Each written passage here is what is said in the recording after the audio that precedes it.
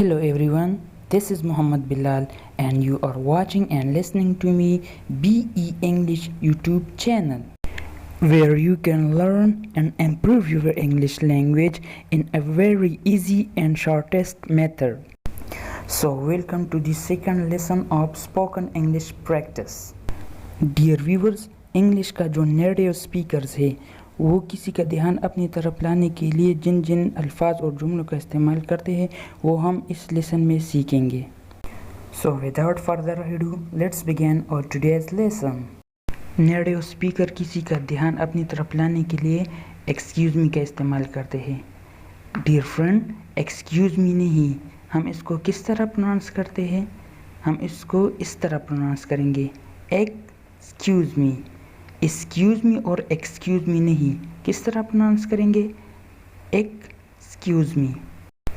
Dear viewers, हमारे पास 3 characters हैं जिनको हमने आई, जे और के लेटर से रिप्रेजेंट किया है. तो चलिए शुरू करते हैं. Excuse me, yes.